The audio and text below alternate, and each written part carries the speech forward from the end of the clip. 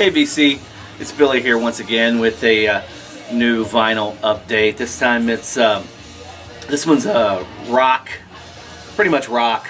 The last of my rock, part 2 of my rock stuff that I picked up over the last 3 or 4 weeks.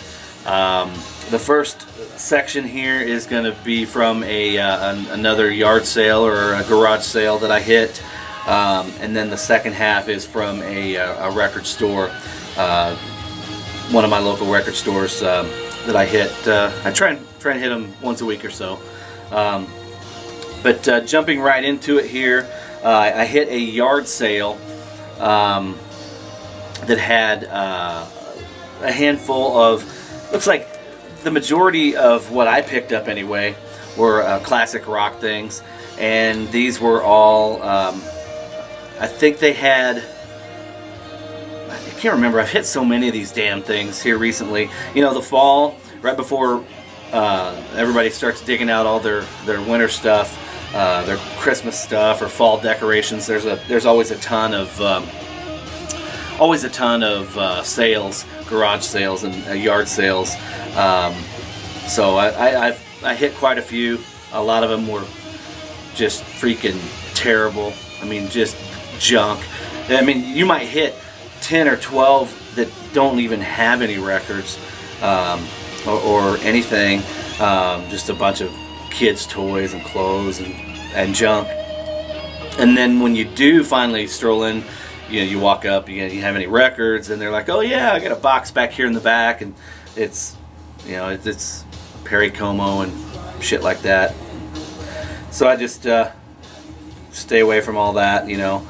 It wouldn't matter if they were going to give it to me for free. I mean, unless somebody out there wants it. I mean, anyway, this stuff here was I was always pleased to find rock and roll stuff, and this was I think most of these, if I'm not mistaken, most of these were $1. You know, jumping right into it, a little Ozzy.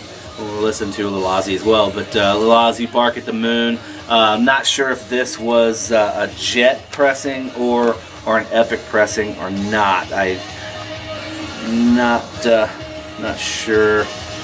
This is a CBS pressing here, so it's got the CBS label on it, which is kind of cool. I believe I had the jet pressing of this as well, so I did not have that pressing.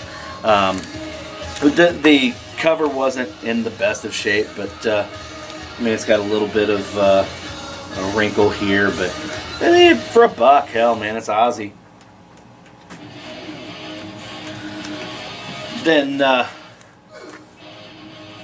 debut from Skynyrd. This is a later reissue. It's got the Super Savers or Superstars specialty priced. That's actually not a sticker. That's on the face of the outer jacket. But what a great record! It's I believe this is the MCA Sounds of the South pressing. No, it's just the standard MCA Rainbow label. It has the Sounds of the South here, but there's so many different pressings of this record. It's such a fantastic record, and I just picked it up because it was in good shape. I mean, I see this out all the time. Like I said, there's so many different pressings of this record. You see it everywhere, but I don't pass it up when I find a clean copy of it because it's a timeless record. I Ain't the One, Tuesday's Gone, Give Me 3 Steps, Simple Man, Things Going On, Mississippi Kid, Poison Whiskey, and it wraps up with Freebird. Everybody knows this record. If you don't, you need your ass kicked. Then follow that up with a First and Last. Skynyrd's First and Last. This was put out 78, I believe, after the crash.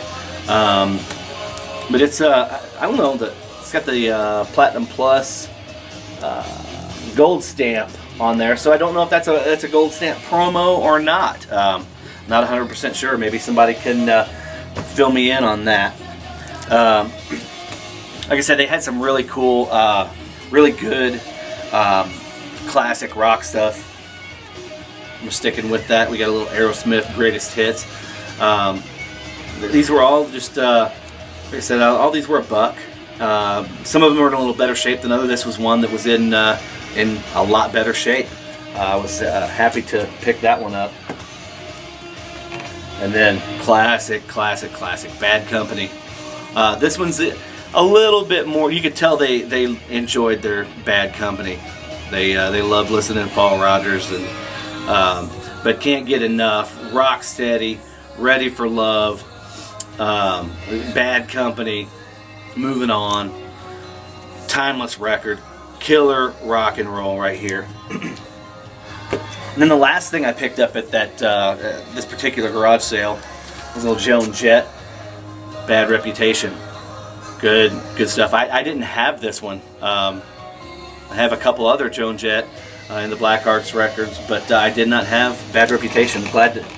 Super stoked to pick that up, especially for $1. Then the last of these lots here are things that I picked up through my record store. I believe most of these, most if not all of these, came from my local record store. I love this place. A couple towns over, but we have one record store in my hometown, but it's they have shit for selection, and they don't keep up with the new stuff, and the old stuff is garbage. They only have a guy come in like once or every couple 3 months and go through and update the used stuff, and it's terrible. So I tend to go outside of my local area. I usually have to travel 45 minutes to an hour either way, no matter which way I'm going, to find a good record store. Hopefully with the resurgence of vinyl,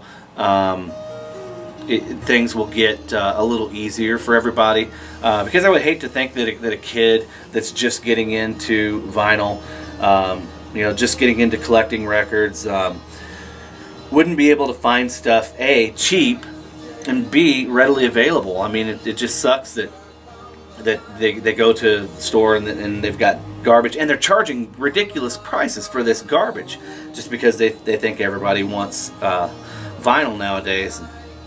I don't know, it just pisses me off.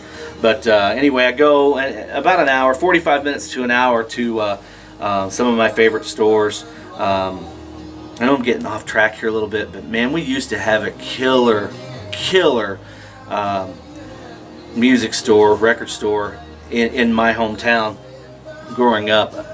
All the way up until I was probably 20 or 21 years old, we had a killer record store. So they've been gone over 20 years now.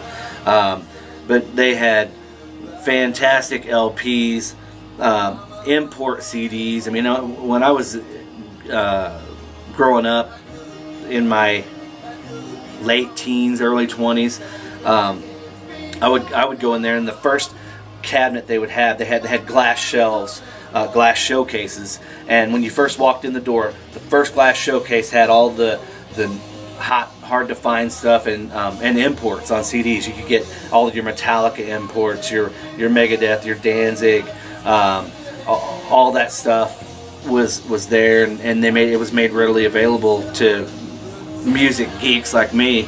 But that's how I was turned on to a lot of that stuff, because the imports, whether it's a German import or a Japanese import or whatever, they would typically have different tracks that weren't available on the U.S.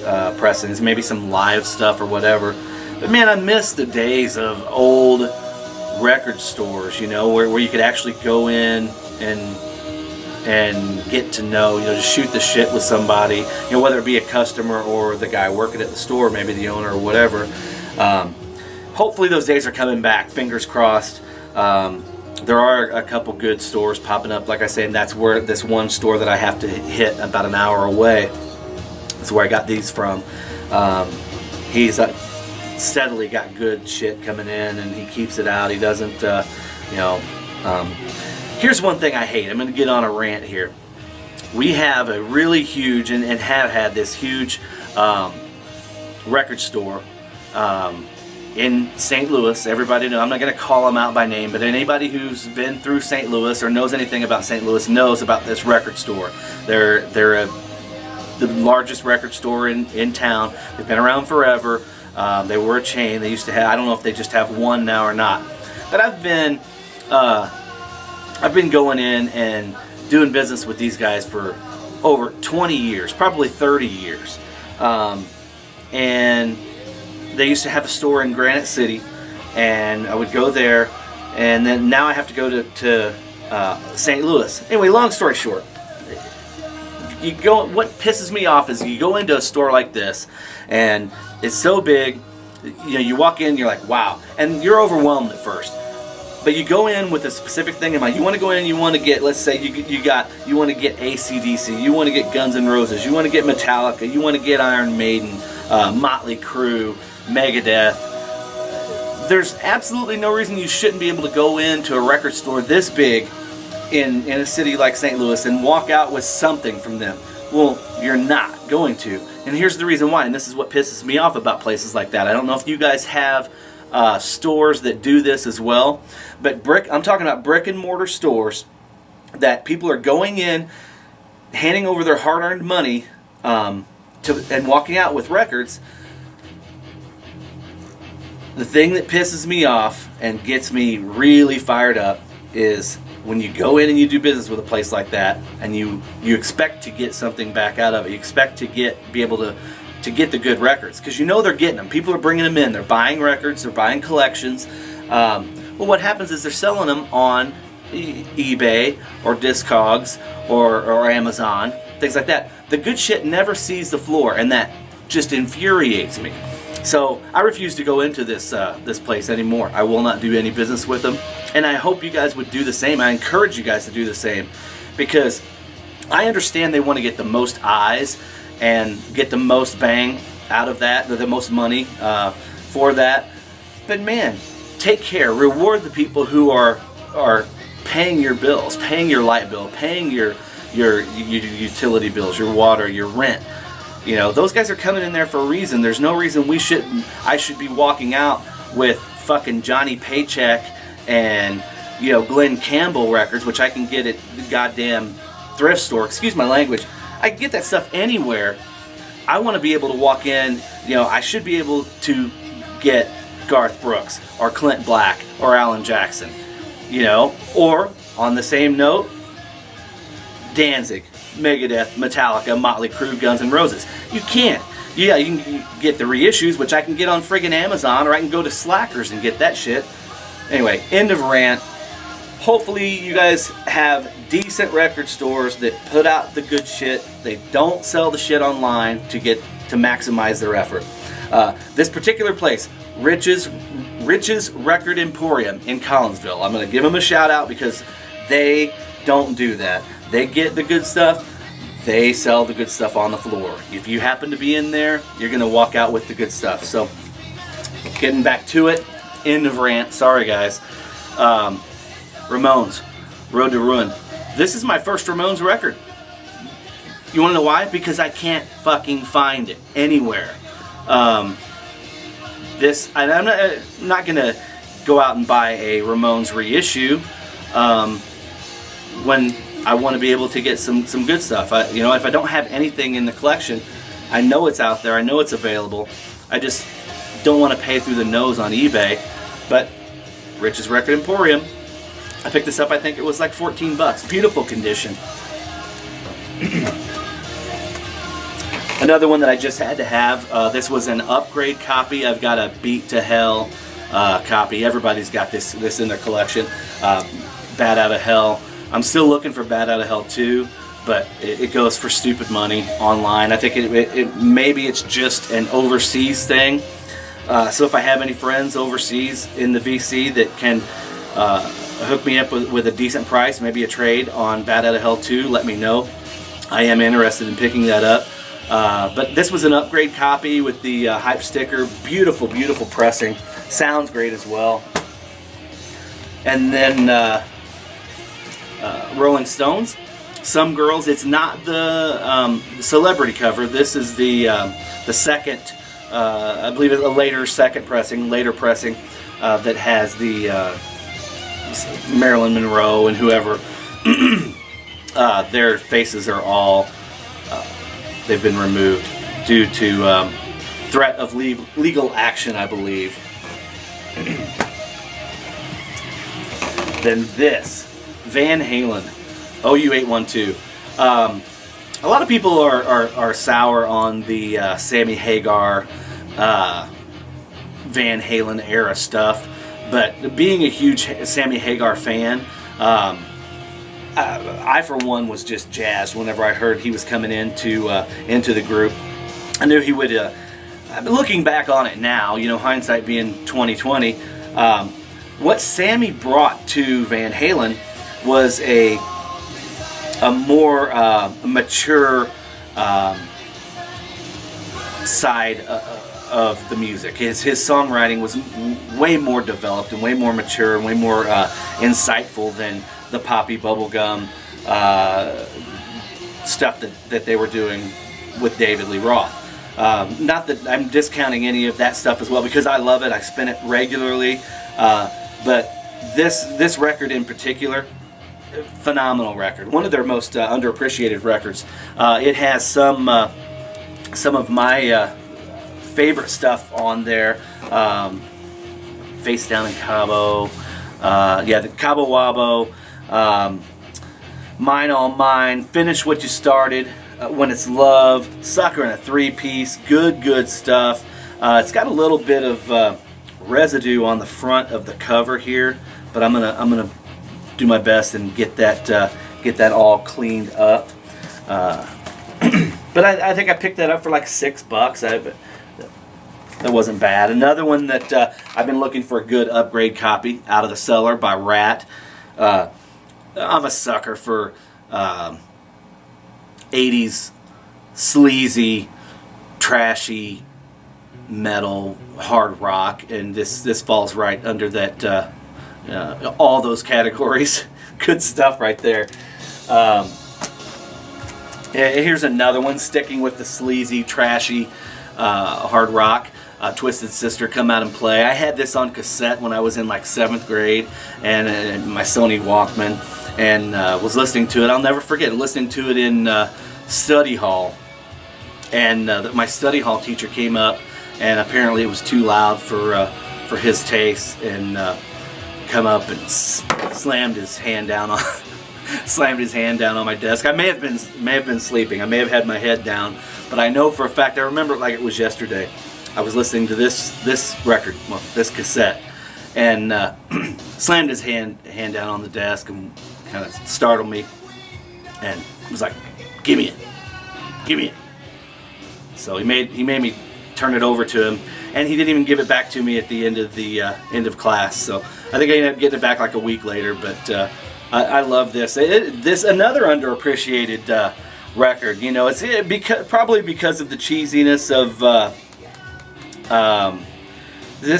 leader of the pack.